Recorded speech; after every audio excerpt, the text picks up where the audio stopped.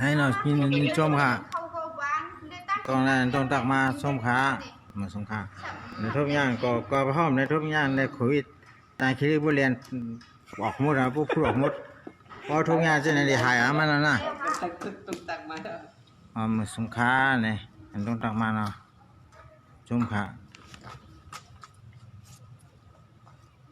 แต่ในแค่ถามว่านี่มันเป็นมีเส้นเส้นหาเขียนเนี่ยอะไรค่ะเขาสวนแล้วเพียรกินในดอกมันตั้งนอกเจ๊อะใส่จอมมาส้มขามันใส่จอมเกินหรือไม่เนี่ยใส่จอมมาเนาะนอนนั่งเป็นมูนเลยไปยิ่งค่ะต่อชึกปั้นแพ้กองทัพปั้นแพ้นี่ค่ะนี่ค่ะมวยหนุ่มของโยกเจ๊มวยหนุ่มพองมวยหนุ่มพองมีสายเมานั่นมาส้มขาเวลาเช้าเป็นร้านใจสายเมาเหรอห่างดีมือเดียวอยู่เป็นมันจะดีค่ะนั่งก็นั่งมวยใส่มาส้มขามาส้มขานี่ฮะเป็นใส่มาส้มขาสั่งเงินคำมันเป็นโมเดลนะครับส้มขาในทุกอย่างเลยแต่ว่ามาคำผลิตมาคำนายบ้านมันก็น้อยอย่างสายบ้านนอกขู่คำมันเป็นโคลัมน์เนาะขู่คำเจ๊เขาขู่คำขู่คำนึงเดือดเต็มปืนส้มขาหน้าเหมือนส้มขาต้องตักมาหมดไตส้มขาโคลัมอันกูบอกในบนห้องขู่คำซากุระส้มขาเหมือนส้มขาเวลาใส่ก็มาเวลาใส่ส้มขาเนาะเวลาใส่เนาะทำพ่อเหมือนส้มขาทำนี้ดีไซน์เหมือนส้มขาคุยไว้เลยคุยไว้ได้ใจแบบปัญหาตังมันค่ะเลยตังพงให้ไหนเนาะให้ไหนหันนี้เนาะเพราะไหนหางหันยาวบอกคัดจะได้ต้องจากเขาอยู่นึงมานะ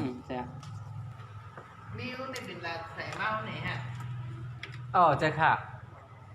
แม่เขาเป็นก้นน้ำคำเขาเป็นก้นจิ๋วไก่เช่นนี้ไม่เรื่องไปเลี้ยวฮะที่เมืองไทยคิดเนาะเพราะโควิดมีได้เผื่อว่าโควิดมีได้ไปปืนก็ฮับตอนนั้นก็มามาข่าวมาไม่ชามเลยแต่ว่าตอนก็ในข่าวเนาะ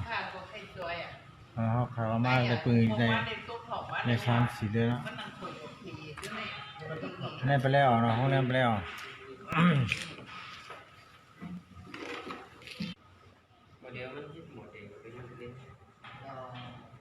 ถ้านอก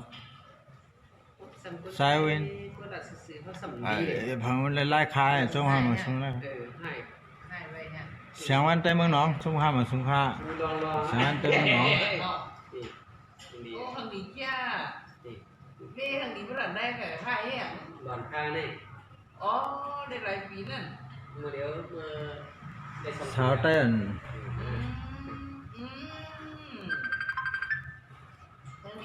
ตันกูตันมันก็มันกันสอง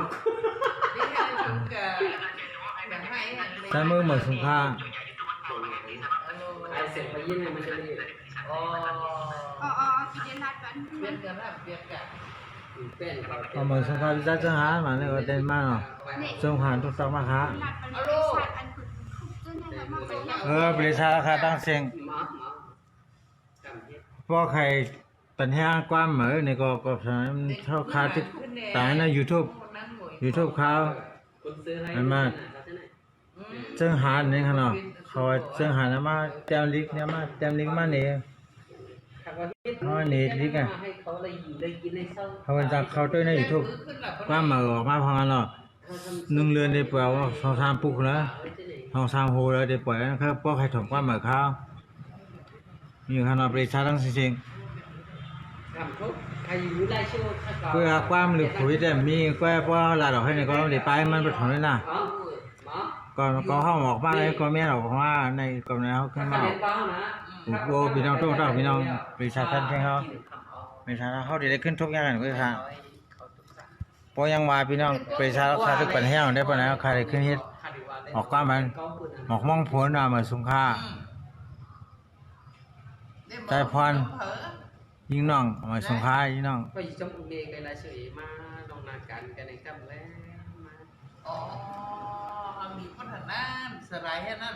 พิมพ์สุดสวยมาสงขลา นี่คืออะไรแทงนี้ทางนี้เท่านั้น มีกูเลิกฮะ ก็เลิกกันเถื่อ สงขลาจะสู้ต่อไปค่ะสู้ต่อไปวะ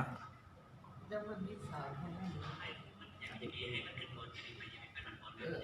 อ๋อ สายหนึง ใจไปผมกี่ไปเอาเนี่ยมือ สงขลามาสงขลากูก็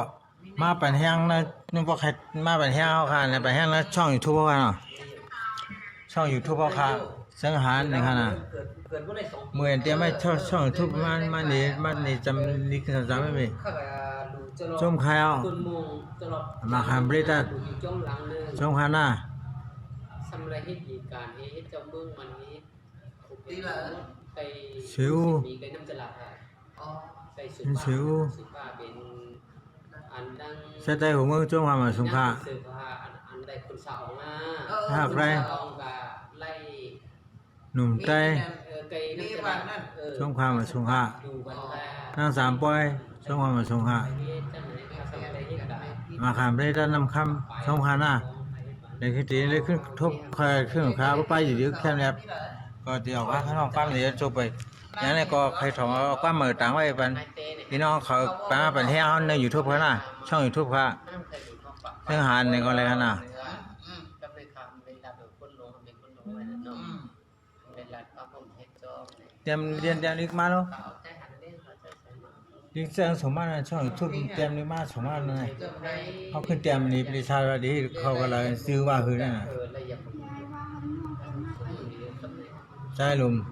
สงขลามาสงขลา ดันอะไรกันเนาะได้อะทำมา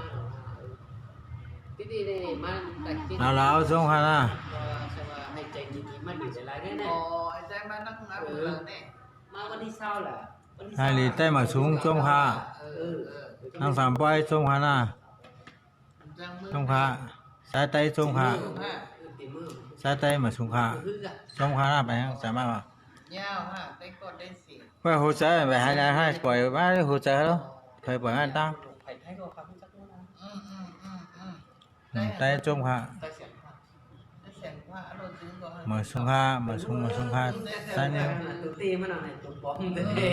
อันใจเสียงป่าอันห้องว่ามันดูบางให้เราเต้ก็ให้ ได้เสียงว่าในน้ำมาเนี่ย อันนึงก็เป็นเต้ก็ในก็เป็น รู้สึกต้องพาสมนางแสงนวล แต่ว่าเนี่ยได้ซื้อหาในตัวนี้ มาสงขลานางแสงนวลในหานุค่า เรื่องหลังนี้ว่าปีคำไม่คำว่าครับบอกว่าคันนวลหรือคำกว่าไร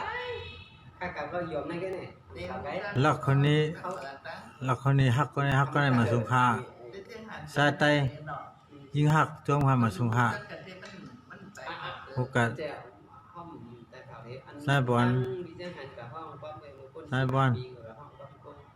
กรุงเทพคาสัมฤทธิ์กรรมการกรรม มาฮอดจงว่า นั่นเนี่ย สงขลา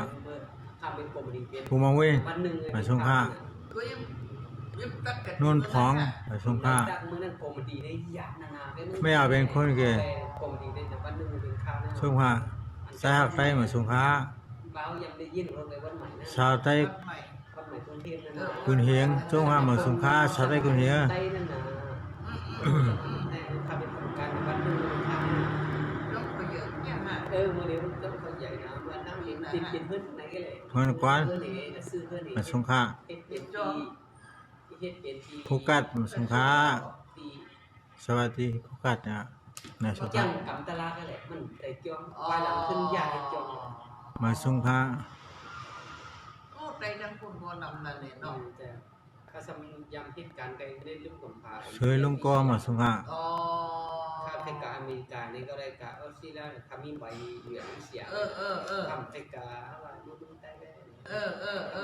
ทำของมา224กับมือ คำหนงมาสงขลา อะไรกิจการ เลิกดีก่อน ถ้าเป็นพ่อมือ นางสามป้อยมาสงขลา นั่งรอยใต้เลี้ยงห้อง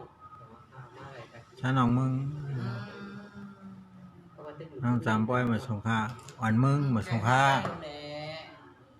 โอ้ห้าปีแล้วเนี่ยเนาะ เขาเลยจอยขากันที่จัดบ้านเขา ได้จอยชื่อคือ ต้องไก่เป็นเหล่าควายนั่น เรา เราใกล้ เราไป เหล่าควาย เขาห้องเวียงเก่าเนี่ยชื่อเพื่อนอ่ะเป็นห้องเวียงเก่า ใช่ฮะ เราก้อยน้ำตึกกันที่นั่น อ๋อใช่ครับ น้ำตึกกุนหลงของปากเอาแถวบ้านก่อนที่นั่น ใช่ครับ อืม ถ้าว่ากำลังหาไม่ได้ตัวนี้เข้ามาหนาพี่ คุยไว้เลย พี่เขาได้ไล่สื่อเรื่องข้าวนะว่า ไม่ได้ฉุดถึงอ่ะ คนนิด ดูนักผมจุ้งขนาดกว่าเป็นแห้งอันนี้ช่องอยู่ยูทูบเจ้าหานเลยค่ะอย่าตัวลิกมาเบิ้ล เอาปุ๊บตาไปห้องเลย ๆกินมันตั้งได้แหละ อ๋อเนี่ยไม่เร่งไปแล้วของเขาแล้วก็เสียงผ้า ใส่เฮ็ดดีนั่นแหละ เนี่ยกันเอา พวกสัตว์ นี่ดี เสียงวัน แหละ สันเดสันตะ ได้อันก็การสมัยจะมีหนึ่งกิจยา คุณมาส่งผ้า ของก็อะไรแต่ชิว เจ้าสัมบ้า มักสัมภาษณ์ ก็ อย่าง บอกนะ เรื่องยังกับชีวิตคนอย่าง นั่นนะเขาไปซื้อมาซึ่งทานในกล้วยว่ะ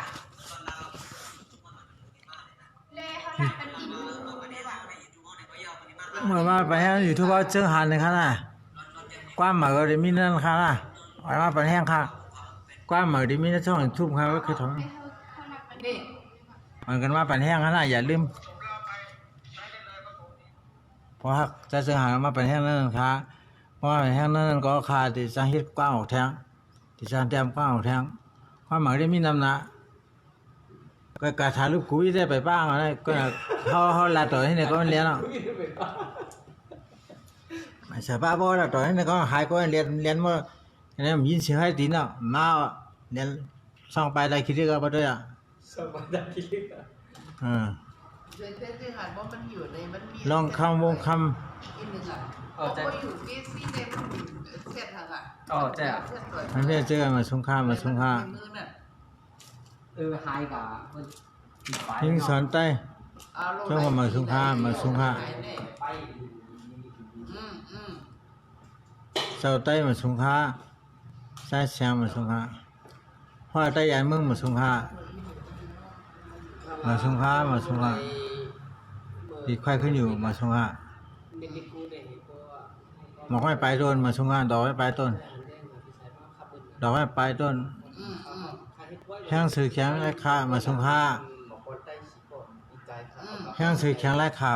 พวกได้เจ้าหันพวกได้ได้ก็ มาสงครามมาสงครามแข้งสื่อแข้งไร้ค่าจ้องพันเนาะมันแห้งตีช่องทุบเจ้าหันในขณะว่าหมายว่าใครอยู่ต่างวันนั้นค่ะเนาะให้เป็นแห้งไปแห้งข้าวก็ไปแห้งนั่นค่ะก็ทางไหนไปเรียกไปเสือไปเรียกว่าอ๋อ ห้องมานอนไหน หนุ่ม มา ยิงไตเหมือนสงคราม ด้วยนั่นน่ะนอกไม่อยู่สี่ นั่นคือละเหมือนสงครามเหมือนสงคราม แม่เมียทำห้องดิ๊ก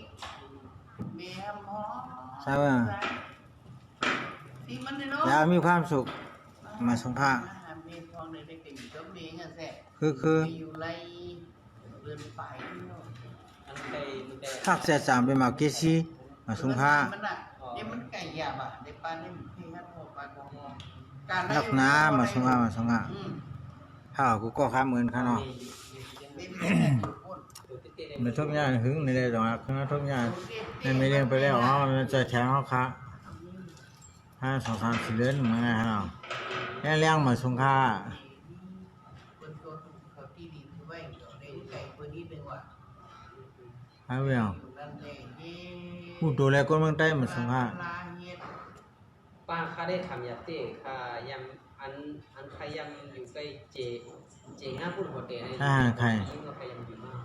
นี่ ครับ แม่ เขากลับข้างอันไปยันได้ทางกันไล่ขัดไว้นี่ก็ตึง ผมชมหอนกันมาหรือว่าเช้าครับพี่น้องอยู่ที่ไรเสียมาช่วยไปเช้าเนาะห้องเช้าดีไปแล้วได้ตีเวียนไตคิเรียนได้นะไม่นำใจเฮาครับเป็นสมหัวเสือฮะเนาะอะไรจะจำเฮาขาคนเราตอนหัวเสือนี่ก็หัวเสือดีพอหันหน้านี่อันนอกเท่าไหร่ก็แกมาตอนวันพอหันหน้าบ้านนอกก็ในพอแค่พังเอาตอนนี้ที่ขนาดพอหัวเสือได้ ซื้อเลยครับตัวใจอ่อนนี่แหละ หัวเสือแล้วจะได้ป่ะ โดยใจ ให้เราทำมาเป็นแห้งเสือค้าเอาในเวียนไตคือ ตอนหน้ามักกาจ้องมักกาค่ำขนาดพี่น้องกันนั่นหูค้า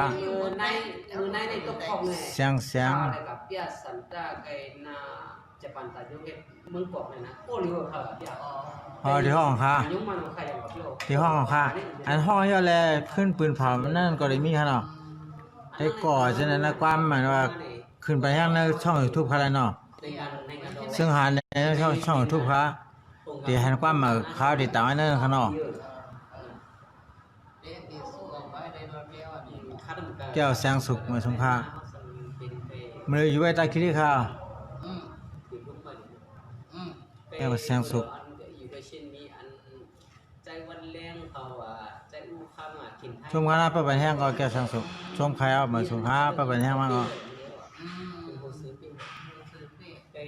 ซาเวนมาสงขลาบ่ะต้องอยากเชียงใหม่ตอนเชียงใหม่พอใจยันเมืองมาสงขลา nó kiện tiền đó มันได้ตั้งยัน thế sẽ mau mớiอยู่เสียงนี้ก็อยู่ ข้าวหอมคนสดส้มคณะคนสดขอให้สดตลอดไปขอให้มันแต่พวกนี้ก็ขอให้อย่าไปให้สดแล้ววันคนสดน้องหมูใต้ราคาส้มคณะหมูใต้หน้า มีเทียบกับมิสิ น้องอ่อนซากุระส้มคณะ ตึงมีอยู่ dây hàng cắn hảพี่น้องกันเล่นเจ้าอยู่ ใช่เป็นมีเทียบภาพเลยเทียบเร็ว เราสื่อดีเดใส่เมาเนี่ย มึงสงขลาพิเศษสังหารมา เป็นมีของ เด็กเก็บ มีของปีลาวปีลาวสังโกว่าพี่ชายมากพี่ปีตัวสูงปีลาวเป็นตะเปพี่ชายมากเมื่อเดียวคุยเสียงทีว่าอยู่ใกล้ เปิดแห้งคณะ สุยปีดาก็เย็นผมเอาเมียยังนั่น เรามีขี้ลามู คำ เคลามูนี่ก็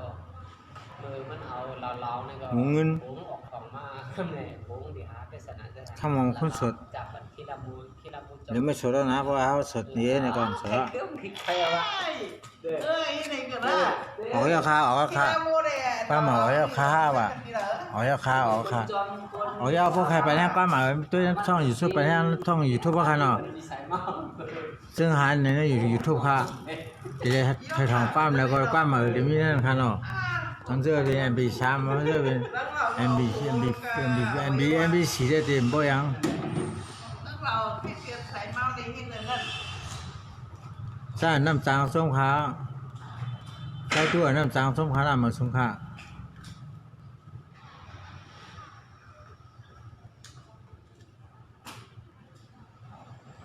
มือตัวเล็กบางลงหมูแรงส้มขาวยิงว่ามาสงขลา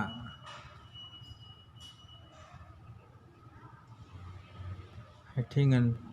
ให้ทิ้งเลยหัวใจว่าใจมึงสงขลามันหน่อยหมูเสียงส้มขาวก็ไปแห้งที่ช่องอีกทุกค้าติดตามกูเรือนเนาะเรือนตีสุดก็1 หู2 หูได้ติดตามค่ะที่น้ำก็3 หูติดตามมันอันนี้อร่อยความเหมือนไปเลยไปยามห้องบอกพี่น้องเราเตรียมยามยินค่ะนะอย่างเงี้ยช่องทุบจังหาในปันแห้งเรียนนะฮะว่าใครถอม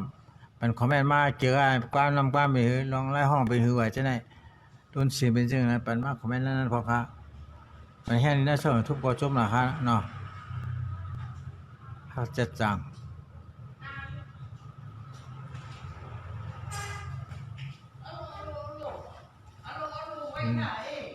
เมื่อวาน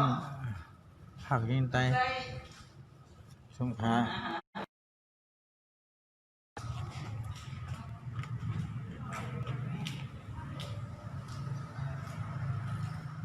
เต้นทหารก็มอกกันนะตัวก็ ปีเจ้าหันใหญ่ เกี่ยวกินเงินเนาะ 12 tiếng thôi ha. นะ 12 tiếng thôi. นั่นใหญ่ ฟ้าสายเฮืองคำจงหามาสงขลา เขาคนเปรียวเลยนะเขา ชัวร์พี่น้องถามว่า นิน มันเป็นซับเปียกกันเนี่ยนะ นี่ค่ะนี่เขากินอย่างอะไรชอบกินนะมิตรนะต้องเลยล่ะ ลืมฟ้า ชอบเปลี่ยนได้ชอบเปลี่ยนตัวคิงเนี่ย ของแอน เขาคิดว่าเราลงใจอยู่นะ มิตรกลางเกิดดอก มาที่ไหนยิน Trung Hoa Anh đang học một tiếng mà. Thế thế là có Martin của nó vẫn có ที่อาหารก็ไปที่ đồ khi hàng gì đó แต่ว่าไปออกกำลังกายตัวที่ข้าวกับภาษีอยู่ก็ได้เชี่ยวมันมีส่วนออกแหละเขาเลยเรียนเองเลยไปออกให้ดูเขาปิด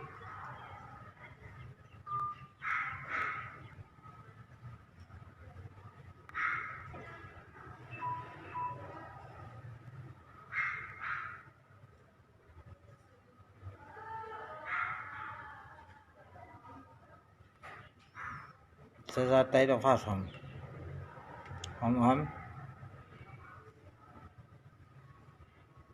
ก็กิจการไล่สดจะในสัก2 วันเนี่ยเพิ่งตีมั่วนะ đến mua là bắt đầu này Nhưng đi quân bí phay à Thật đấy một kháo. จะมาเย่ก็ Ngon. Thay vậy. Trung Hoa na. คนหนีมาปันกินมันแห้ง Trung Hoa ba lòng có chung đâyค่ะ อันไปแห้งแล้วช่วงทุกข้าวเนาะซึ่งอาหารนี่ค่ะ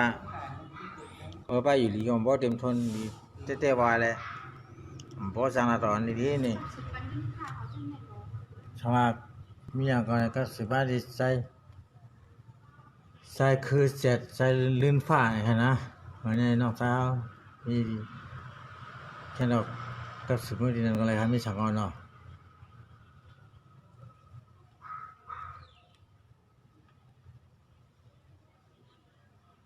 หักเจ็ดจัง chắc chẳng nên nhiều đấy ซากุระจงหา chồng yêu หอ à ม เจ็ดจาน con mà yêu à สันติมาชงหา ก็หักเลยหาได้ง่ายนะมาดูเนี่ยก็อันที่ป้องเขาต่อจูนั่นนะหาอย่าง hay à คนมีสิทธิ์ จงหามุงมองไปทาง xí khảm à เฮ็ดบางป้อยมันซื้อพาเจ้าเตเฮ็ดค่ะ xí khảm để con tên phải đều có hay bà hay sao nè ทางมือซ้ำ ก็ใจสังเกตกูยิ่งหมดแล้ว không kể được cô dính nè คุณทราบเป็นมีว่ารู้นะล่ะก็มีอะไรก็เป็น กำแหน่ง เป็นมีขึ้นหมดนะคุณทราบ anh cất thấy con nằm nào à กำแหน่ง มึงควรเป็นผลอ่ะกระเทือนอ่ะ กิวสบายเป็นกระเทยเนี่ยเป็นคู่เมียอย่างนั้น đi theo hả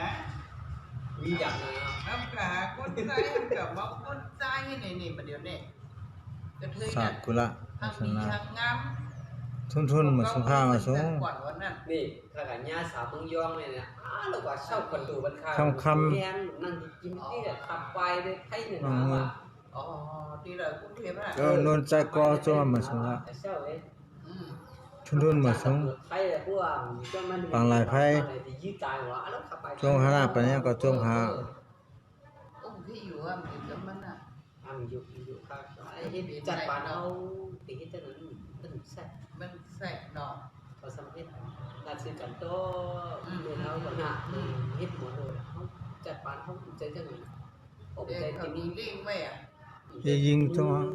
พูดอะขาดนี้ซ้ำ แค่นมาค่ะแค่มันนี่ก็หน่อยเวลาก็หน่อยแค่นมา นี่นะใส่วัน เพราะว่าแต่ยันมึง ใส่วันให้มึงมันสิ จงขา เราปียาได้นำเลยว่าจัดปานเฮาสับมีอยู่มีเมเฮาจัดปาน ไอ้ตัวมันเกิด หลายวันไงเนี่ยนะว่ายหลังขึ้นสอบข่าวว่าเป็น หมอคือหมดสงครา เราไปสดไปเนี่ยหนาวอ่ะกูตายจ้าตายกูเว้ยซ้อ มือใจหมดสงครา จากขึ้นต่ำมาเป็น2 เดือน อ๋อสบายดีใช่ คำว่าแต่แน่แหละ แล้วก็มีเจ็บอ่ะ มันลง ช่วงพา มาอะไรอยู่กัน อะไร มาอะไรอยู่เป็นดื้อมึงสิ ต้องมาหาแต่มูรายยังเสียบก้างพระ กับ เสียบก้างอะไรเนาะ ถึงฮัลโหลกับ นี่ก็ ใส่ได้เรียนก็ได้หรอ เสียไปเรียน ที่ไปบอกแกเสียเรื่องอะไรอ่ะไปเอาหามเตียวไหม cái cục theo này bụng má này không kín nó hết kín nữa này biết nó thì kín này coi hả ฮอตปอดหักปีเฮาเรียนได้นะสุดมาตั้งนั้นเอง chấm cả cái đường แล้วเรียนแล้วเข้านะ ช่วงหันกุ๊กก็ค่ะเสียงเลือน เพราะอันรักมันกา เออสุนทรา อันเขาตังตรงนั่นนะกาไป มันอยู่ไกลมันเดียว แล้วแค่ถือคนเหลียวอ่ะพิจารณามันสงค่านะสงค่ามาสงค่า สระเปียก มาสงค่า เหมือนเขาอยู่เตะค่ะค่ะดิมเมอร์ดิมเมอร์ เสื้ออัน60,000ทางเนาะอัน60,000ทางเงินมันนะใครกับใครมาได้จันรักแท้ อ๋อ เพราะว่าใครพวกรับสื่อมันเลี้ยงของมันเอาอ่ะ อ๋อ เพราะว่ามึงเลี้ยงเนี่ยมันขึ้นบอดของมันเอาขึ้นสร้างปรุงเฮียงว่าอะไร เนี่ยตัวอะไรหมดอ่ะ ไรหมด ใครอะไรเลย ไรเก่าหุ่นกับหัวพวกหุ่นทางเงินมันเนี่ยนะ โอ้ เราคำไต เพราะว่าวังดังในมันเลี้ยงมันหนาว คนดีในโลกเงินให้มันเจอ พวกหุ่นทาง พันไปอยู่พายุ พันไปไงพันไป ช่วงขาวช่วงขาว ขายซื้อ ช่วงขาวเราก็ มึงเตรียม แล้วมันต้องตักกันขึ้นกับช่วงขา ไป อยู่ด้วยกันว่าต้องตักพี่น้องเขานอนชาวใครปันแห้งข้าวในก็กับปันแห้งในช่องยูทูบเสียงหันนะครับความหมายก็ดีนี่นั่นพานอ วันข้างน้ำไปวันให้ครับเป็นหมอกเศร้าลงเลยอะเศร้าลงมันอีกต้องหมอก13เสียง เพื่อนเนี่ย แจ้งฟังไว้หนึ่ง เนี่ยนะ ตั้งใจหนึ่งนะ ไม่สองปลายนะฮะ เนี่ยเปิดไหม ปลายเลยน่ะ ไอ้เห็ดท้องไม่มันเมียนท้องไง นี่ก็นี่ก็ เขาเลยยังในเขียงตั้งมาอยากอะไรคิดโค้งนะคะ นั่นแหละครับมันเคยที่เสียงพารานะอันนั้นมันกล้าอันนั้นมี300ผมว่า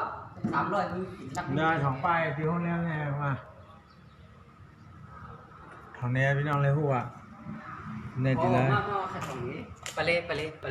เอาแล้วเอาแล้ว ใส่บุก ไม่สูงค่าไปเละเอา แต่มาตีใส่บุกแม่ อ่า เข้าแน่ โอเค มาหาทางหานี่มาเลยเข้าแน่เลย มันวันนี้ในนี่แหละ เอาตอนเท่านี้นะพอแข่งค่าได้มิก กับการขึ้น10 สินค้านั่นเลยดีเซลนะที่เนี่ยเสร็จมาทาใครในอะไรนะ มาคบกันไปมาเมื่อไหร่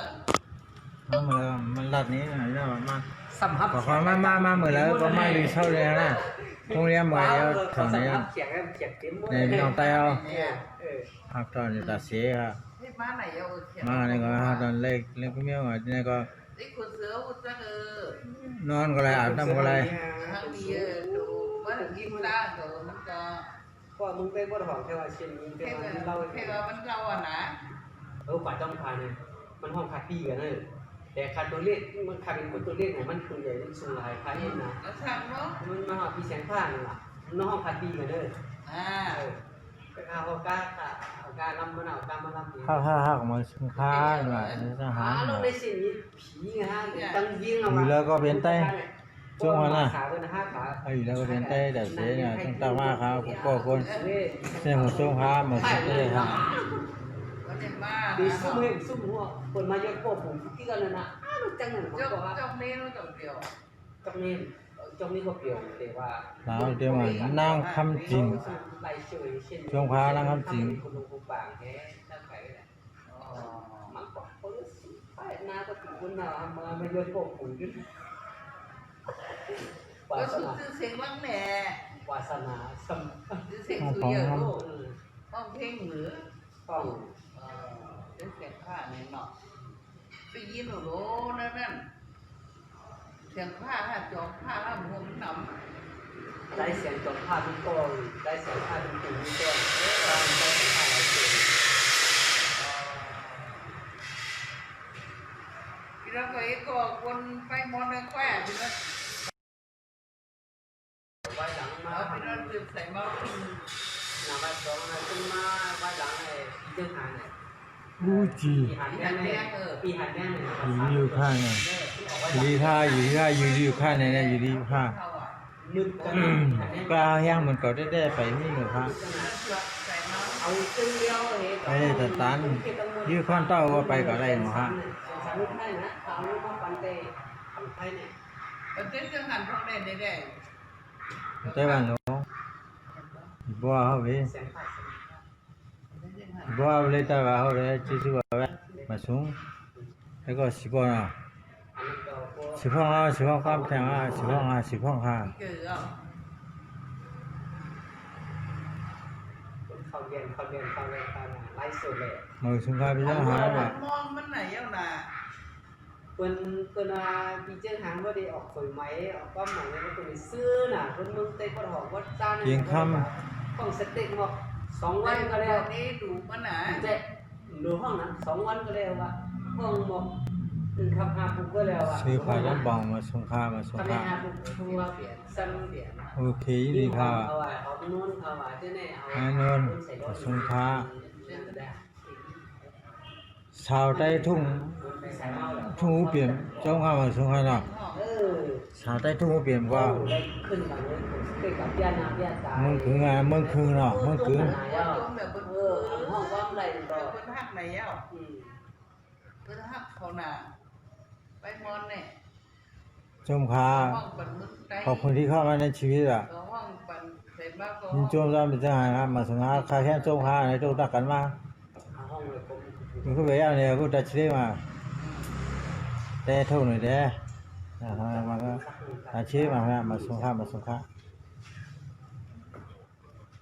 คือบนวงรอเนี่ยแหละ แล้วใครจะความใหม่ขนาดใครจะความใหม่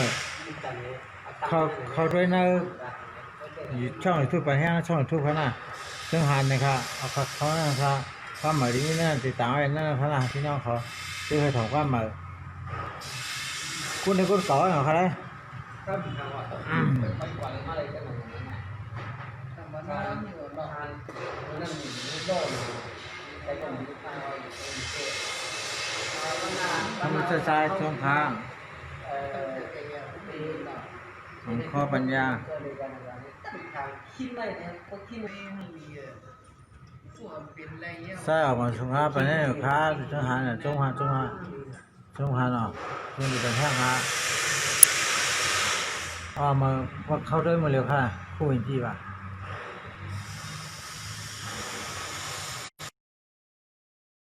สงครามทุกคนค่ะ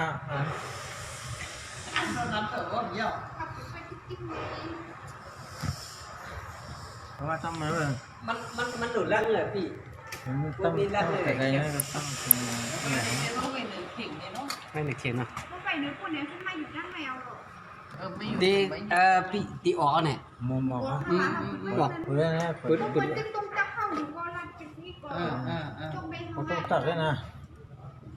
นั่นแหละแม่ช่วยให้นะ